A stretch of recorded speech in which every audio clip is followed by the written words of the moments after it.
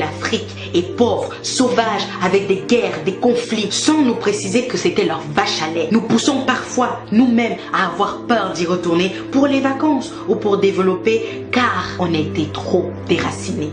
Ils nous ont dit, ton histoire n'existe pas ou plus, et ils ont écrit des mensonges sur la leur pour mieux le vendre à leurs enfants, mais surtout pour dominer celle des autres, en passant par le royaume de Soundiata Keïta, de Mansa Moussa, l'homme noir le plus riche de l'histoire de l'humanité, bien avant Jeff Bezos et ses amis. Ils nous ont dit à l'école de retenir le nom de Thomas Edison pour l'invention de l'ampoule, en oubliant volontairement Lewis Howard Latimer et son filament de carbone avec son invention de la lampe électrique.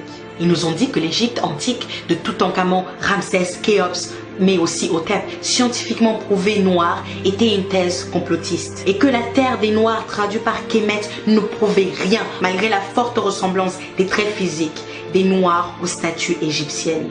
N'oublions pas les nez cassés. Et puis ils ont dit que Yoyot, Jean Yoyot, leur égyptologue de tous les temps, lui et lui seul détenait la vérité sur l'histoire de l'Égypte. Mais que le travail de Cheikh Anta Diop est une imposture, car c'est à eux de choisir comment s'écrit notre histoire. Ils nous ont dit, nous allons garder vos objets d'art dans nos musées pour qu'ils ne soient pas détruits ou gaspillés, comme avec l'os d'Ishango du Congo, la preuve la plus ancienne de l'utilisation du savoir des mathématiques dans l'humanité, et qui a été initiée par les Noirs. Ah non! Il faut surtout pas leur dire que des choses utiles ils ont inventé. Ils nous ont dit qu'ils ont fait la première déclaration des droits de l'homme en 1789, alors que la charte du Mandingue existe depuis 1236 et prônait déjà la paix sociale dans la diversité, l'inviolabilité des personnes humaines et l'éducation, l'intégrité de la patrie, la sécurité alimentaire, l'abolition de l'esclavage ou encore la liberté d'expression. Quelle coïncidence! Ils nous ont dit, vous n'avez pas de civilisation, d'inventeurs, de chercheurs, de scientifiques, de philosophes, en passant par Thalès, Pythagore ou Hérodote. Ils nous disent aujourd'hui qu'ils sont là pour nous aider, pour lutter contre le Covid alors qu'ils n'arrivent même pas à le contrôler. Nous aider à nous délivrer de la famine avec leurs produits exportés, de nous délivrer des guerres que certains d'entre eux ont créées dans leur propre intérêt. Alors, ils ont créé des ONG pour donner du sens à leur vie, sans toutefois aider la vie de celles qu'ils prétendent protéger. Ils sont venus avec le FMI, la France-Afrique, le CFA, l'ECO et même le UN aujourd'hui.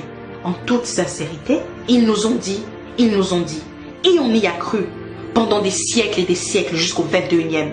Sincèrement, éperdument, naïvement, on s'est laissé convaincre et on a accepté ces mensonges. Et aujourd'hui, on nous traite de complotistes lorsqu'on veut rétablir l'histoire qu'ils ont falsifiée. Sommes-nous si faibles? Avons-nous oublié les recherches de Cheikh Anta Diop sur l'Égypte antique noire et leurs prouesses mathématiques, arithmétiques, scientifiques, agricoles et en médecine et en architecture, en littérature mais aussi en politique? Avons-nous oublié Madiba Mandela, Angela Davis, Thomas Sankara, Rosa Parks, Patrice Lumumba, Martin Luther King, Myriam Makeba, Malcolm X, Aimé Césaire et tous les autres? Et puis à moi, ils m'ont dit, ça y est, tu as la nationalité. Comme Adama Traoré, ta vie va changer. Et mes origines les ont toujours obsédées. Ils m'ont dit, il faut t'intégrer. Je me suis exécutée et j'ai parfois oublié mon passé. Ils m'ont dit, oublie ton passé pour avancer, alors que c'était juste pour me manipuler. Ils m'ont dit, arrête de parler, de te victimiser. C'est mieux ici comparé aux États-Unis. Chez nous, il y a l'égalité, du moins sur le papier. Ils m'ont dit, ta coiffure ne convient pas au poste. Je suis allée défriser, tisser, les cacher. Ils m'ont dit, ton accent est trop prononcé. J'ai commencé à whiteiser. Ils m'ont dit, ton nom n'est pas assez francisé. J'ai pensé à le changer.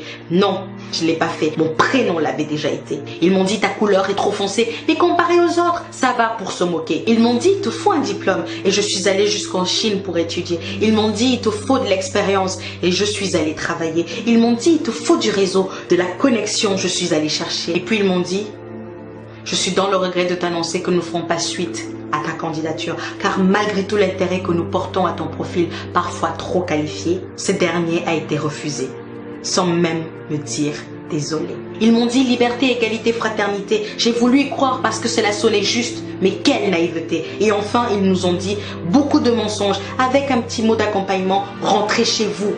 Et ça au moins, c'était vrai. Chers amis, chères sœurs, chers frères, chers pères, chères mères, pour que la vérité et le respect, la cohésion, la paix pour que le Black Lives Actually Matter. Il va falloir qu'on se réapproprie notre histoire, qu'on la transmette à nos enfants comme la Chine le fait avec les siens pour la réhabiliter. Il va falloir qu'on apprenne que le communautarisme qu'il pointe du doigt, c'est pour nous éloigner de la force économique qui va nous mener à cette dignité tant quémandée. Il va falloir consommer noir ou buy black. Cela va nous faire avancer. Il va falloir rentrer en Afrique, comme ils le disent, rentrer chez vous, pour que le continent soit enfin développé. Il va falloir qu'on se réapproprie nos terres que la Chine achète par milliers pour ne pas se retrouver expropriés. Il va falloir qu'on construise notre identité sans oublier notre passé. Il va falloir qu'on se réapproprie notre économie avec l'aide d'investir au pays. Il va falloir qu'on ait l'estime de nous-mêmes avec les vidéos de Mukwesa, Grandeur Noire, Pensée Kamit, Lenny Muga, Kemi Seba, mais aussi Crazy Sally et Soudei. Il va falloir comprendre la politique pour s'asseoir en tant qu'égal face à l'Asie. Je parle de la Chine. Il va falloir tous les jours appliquer ce qui a été dit pendant les rassemblements d'Adama et de George, car ce n'est pas fini. Il va falloir améliorer notre image comme le font les pays asiatiques en faisant du storytelling ou du marketing. Il va falloir s'insurger face à nos gouvernements qui laissent perdurer ce mépris. Il va falloir dénoncer, mais il faudra agir aussi. Il va falloir qu'on garantisse à nos enfants, aux enfants de nos enfants, un monde dans lequel ils puissent vivre égaux et libres, à moins que vous vouliez que The Doll Experience se répète sans fin à l'infini. Il va falloir qu'on leur dise qu'il faut qu'ils soient fiers de cette couleur ébène avec plusieurs nuances et coloris.